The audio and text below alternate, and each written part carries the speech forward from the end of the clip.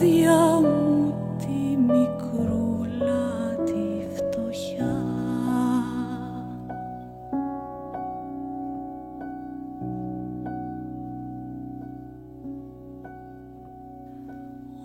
Όνειρα τρελά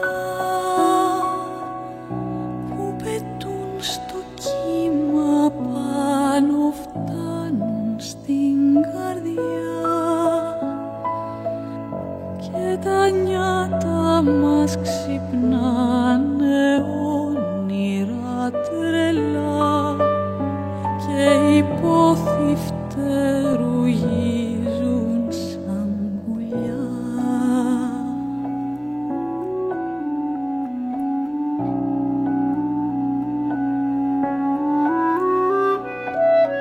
Έχω έναν καημό που με τρώει γλυκά και με λιώνει. Έχω έναν καημό, θα έρθω να στο πω. Αδερφέ μου εσύ θάλασσα που σ' αγαπώ.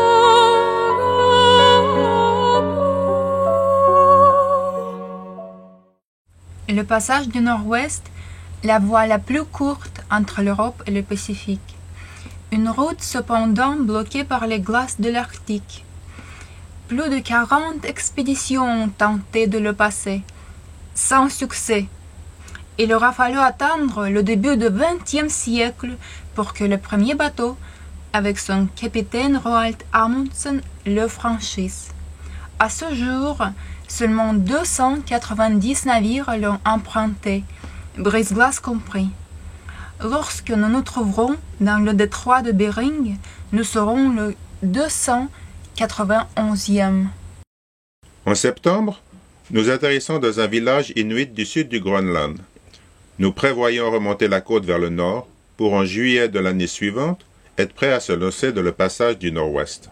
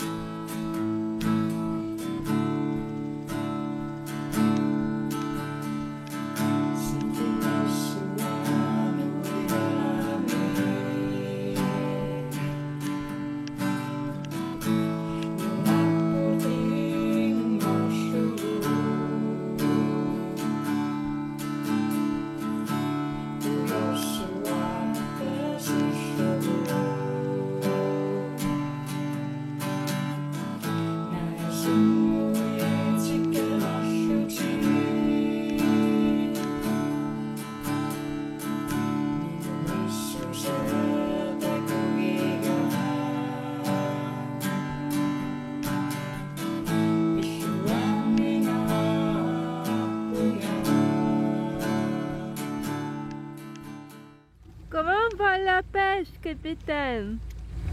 On vient de commencer là, il n'y a pas grand-chose. Alors de la patience.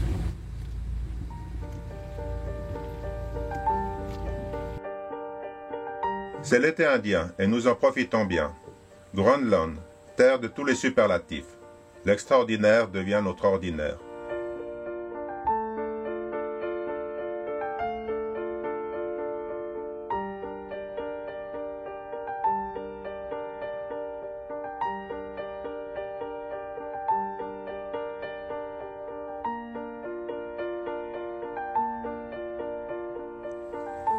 Nous essayons de maîtriser notre nouveau jouet.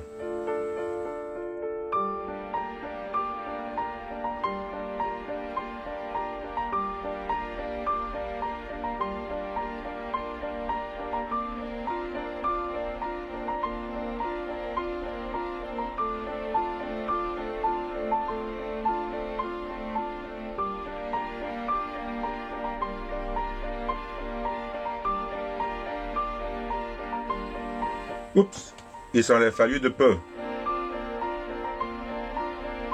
Je prends de l'altitude.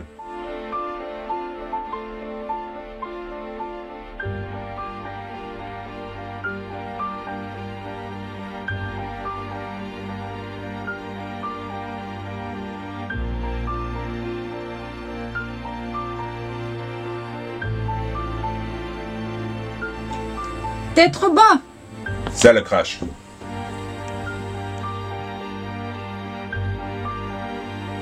Recommençons par un vol stationnaire.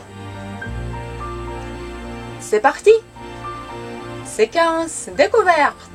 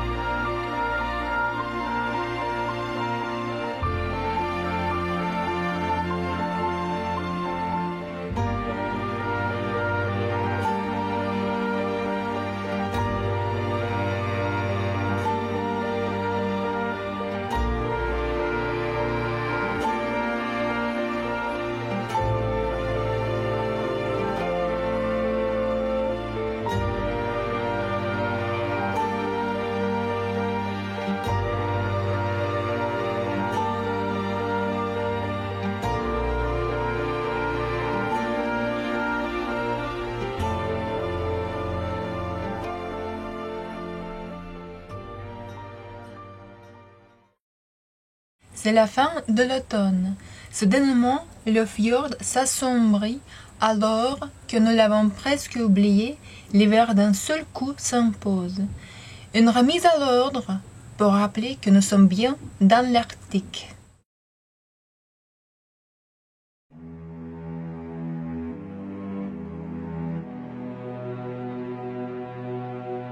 Dans la nuit du 5 au 6 novembre, le baromètre fit une chute vertigineuse.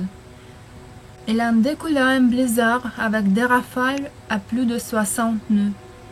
À 15 heures, une première haussière frappée à terre se brisa. 4 heures plus tard, une deuxième lâcha. Le voilier partit dans les enrochements. Au cœur de la tempête, l'entretenu et nous réussîmes à le renflouer.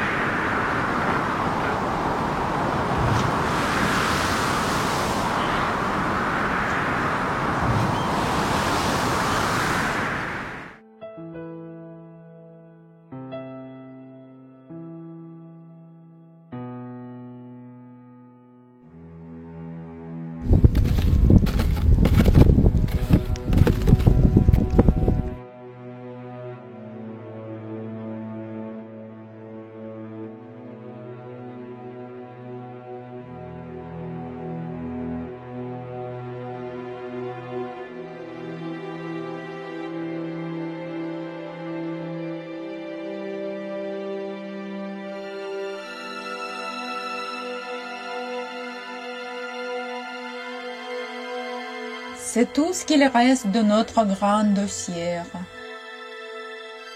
Tout est revenu calme de ce magnifique endroit. Hier, c'était pas le cas. Les pierres volaient à l'horizontale. Et voilà la cause de notre échouage sur ces rochers-là. L'haussière qui nous tenait à terre qui s'est carrément cassée. Donc quand il y a des haussières de 24 mm de diamètre qui volent en éclats comme ça commence vraiment à devenir difficile à gérer. Donc je ne pense pas que ce sera notre dernière tempête de neige. Et j'espère qu'on va pouvoir gérer tout ça, trouver des solutions.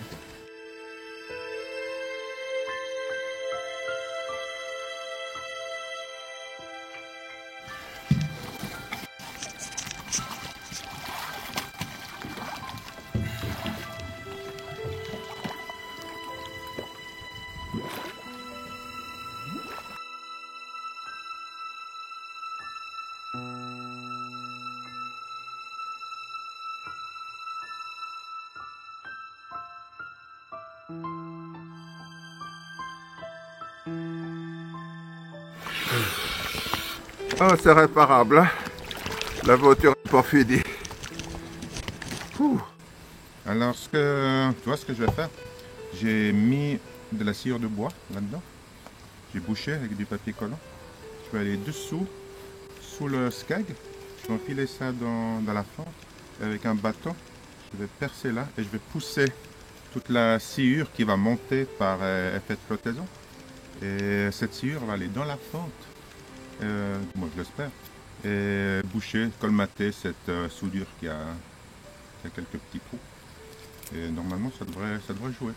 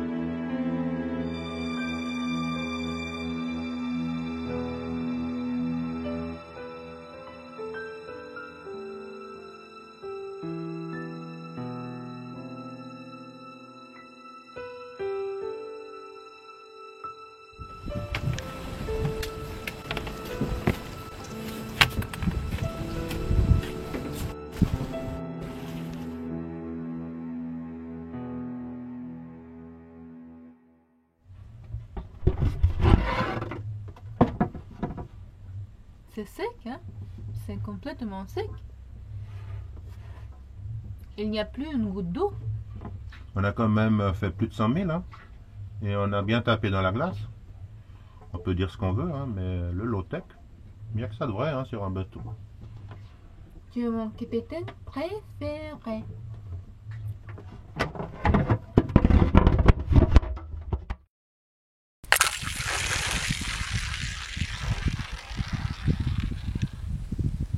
Le fjord se fige.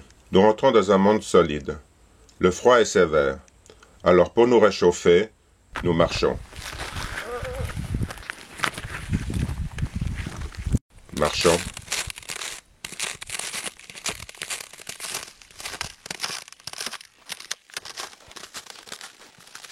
Marchons.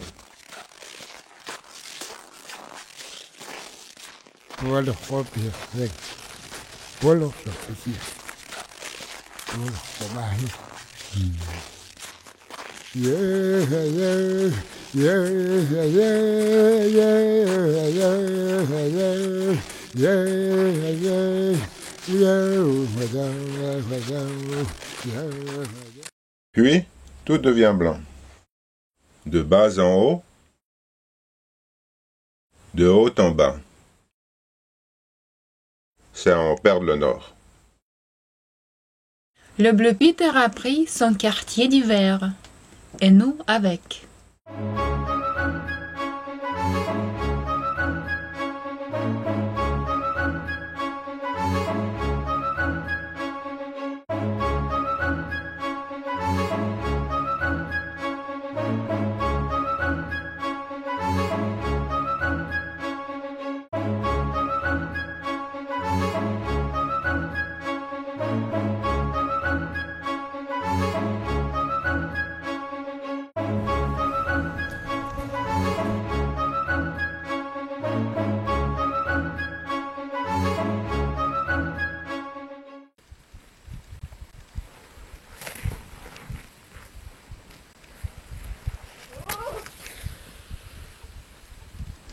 L'hiver passe, partagé entre découverte des montagnes et vie sociale.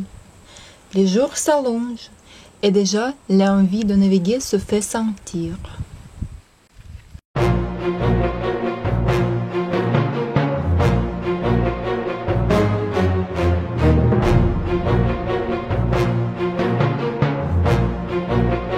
Mi-avril, le port est bouché par la glace. C'est la débâcle.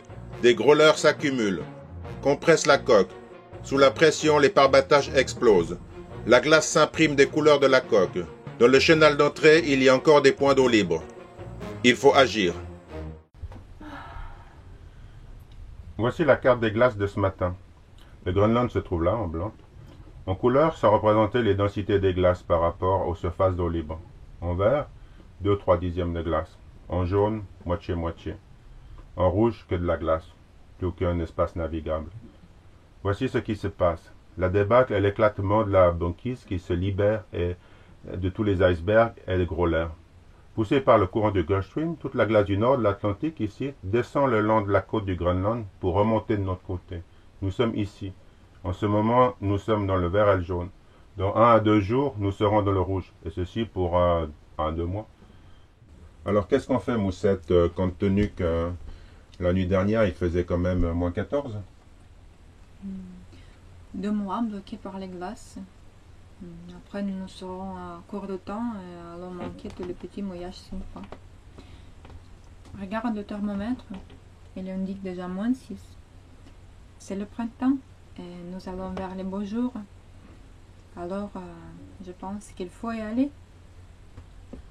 Ok, on y va, on prend la mer. 4 heures du matin, moins 15 degrés centigrades. Il nous faut à tout prix sortir de ce guêpier. Les coups de butoir ébranlent la coque, résonnent dans les falaises proches, reviennent à mes oreilles rongées par le froid. La glace cogne, craque la carène. Sans vergogne, j'épuise mon capital adrénaline. La marche irrépressible vers le nord, par instants, se matérialise. Elle devient au moins la poussée d'une barre, comme une force venue de l'intérieur qui balaye tout à l'abîme. La glace cogne, se resserre, se dresse. Depuis ce matin, je ne rêve plus, je vis.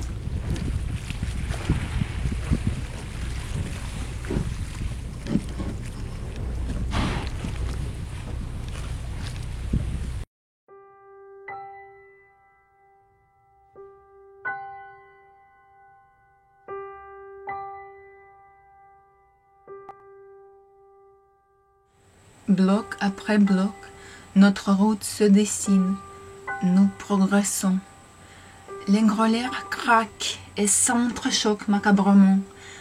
La glace paraît chanter sa propre mort. À travers la banquise, en débâcle, parfait sorbet à l'agonie, le temps, lui aussi, semble être figé. Puis, soudainement, sous une lune haute, de petits points d'eau finissent par apparaître. Doucement, délicatement, la glace relâche son étreinte, ne nous libère pas complètement, nous retient encore un peu, nous enlace une toute dernière fois. Alors, avec un silence qui ressemble à la douleur d'une séparation, la tristesse d'un adieu, elle nous remet dans la 4e dimension. Et si maintenant le temps n'existait plus?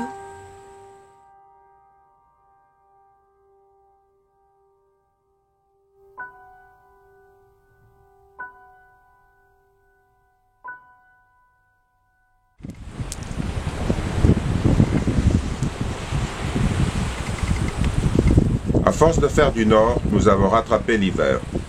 Cette nuit, le blizzard a repris. La température descend. Le pont gèle, les écoutes se figent, la machine se grippe. Il neige, il neige, il neige. Au matin, la dépression est passée.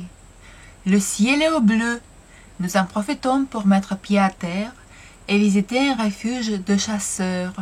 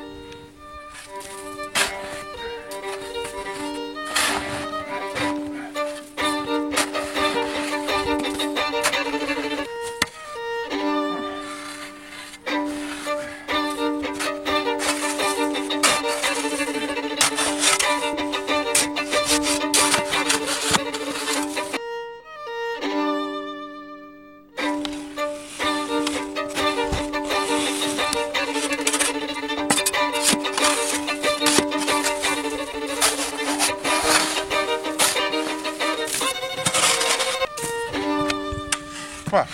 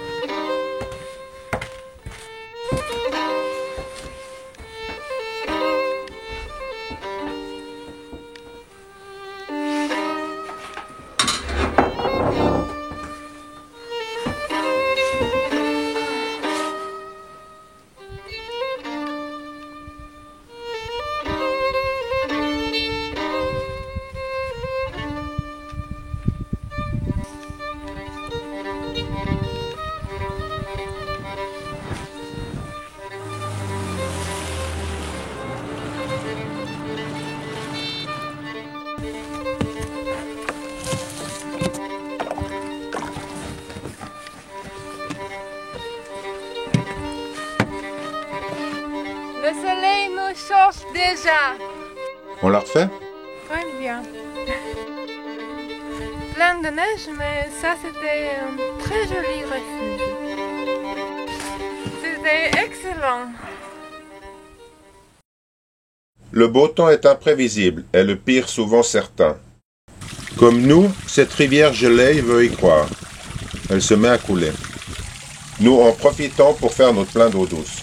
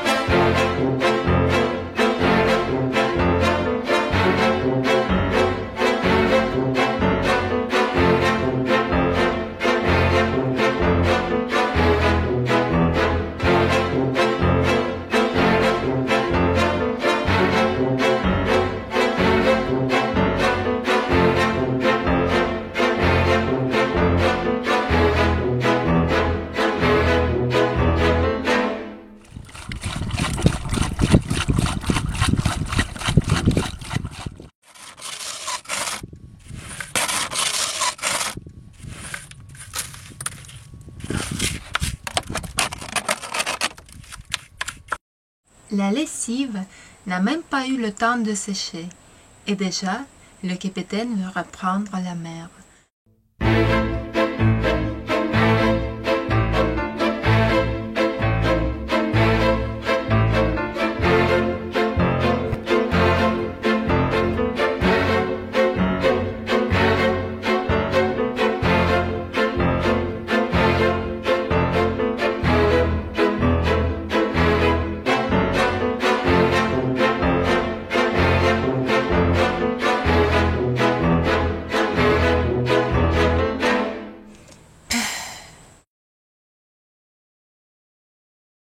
Minuit.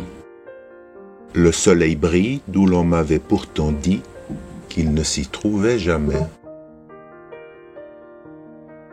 La consigne est toujours cap au nord. Pour pas qu'il nous éblouisse, nous tirons des bords. Ici, les montagnes aussi naviguent. Elles sortent de sa lumière et trompent notre vision déjà fatiguée. Demain, la météo annonce un vent de travers. Nous allons pouvoir redonner nos voiles au vent.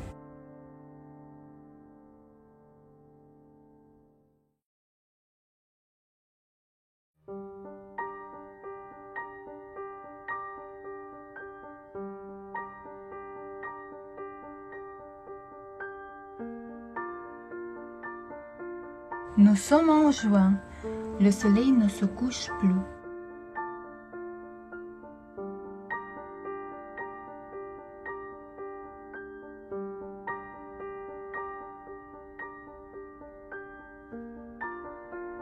« 24 heures sur 24, il me réchauffe de ses rayons.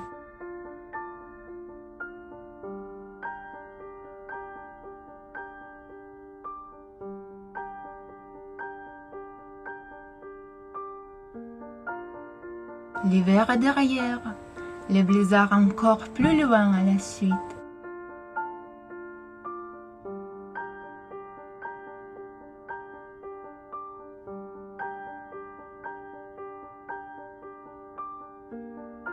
Ceux qui naviguent le savent bien, plus la route se fait longue, moins l'envie de regagner le port se fait vive.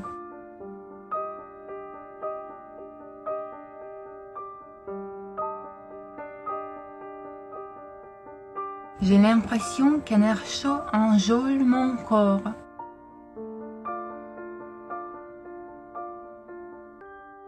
J'entends l'eau caresser l'étrave. J'entends le vent fredonner dans la voile.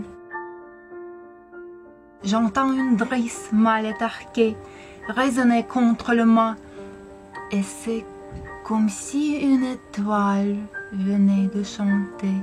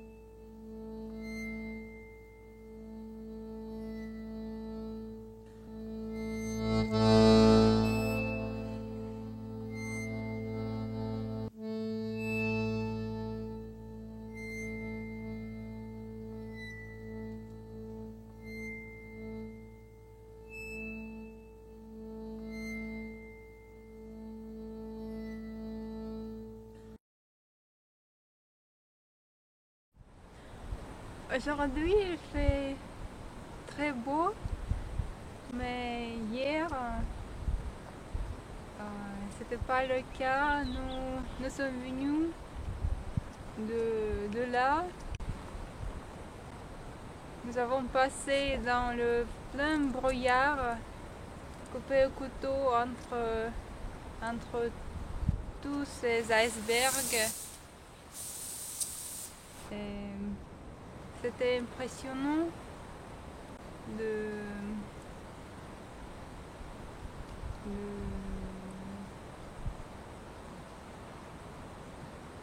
naviguer dans le brouillard et de ne pas les voir, mais savoir qu'il y a qu'il y a ces gigantes,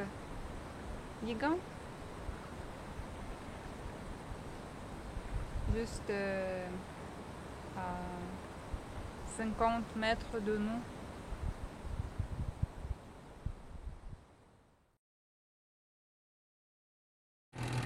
Là-bas, là, plus à droite. Ouais.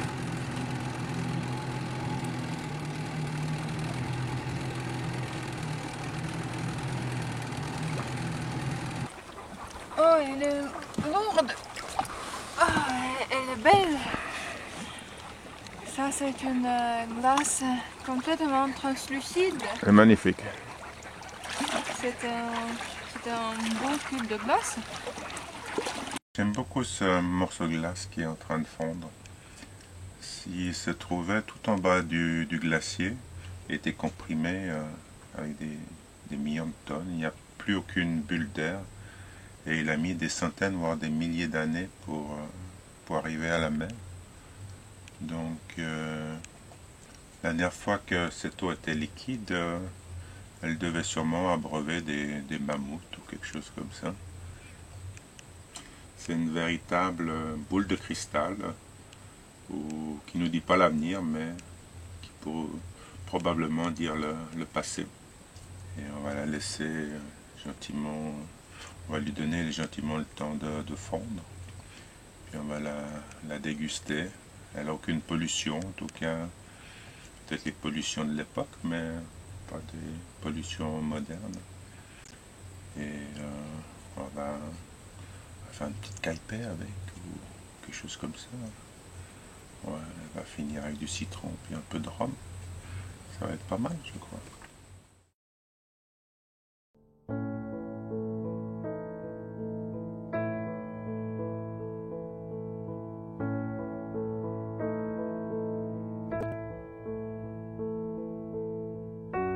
« 71 degrés nord. Nous montons en latitude. »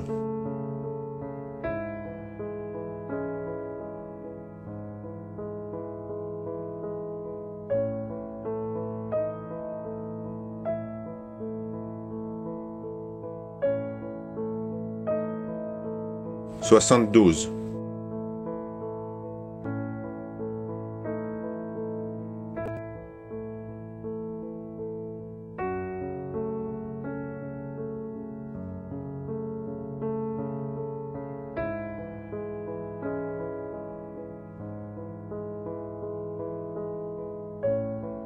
« 73. »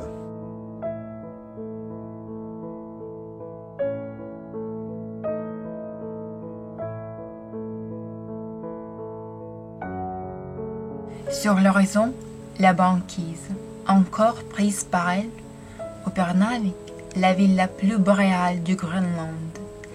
Elle sera notre lieu de départ pour notre traversée de la mer de Baffin et point de départ de notre périple dans le passage du Nord-Ouest. Mais ça, c'est déjà une autre aventure.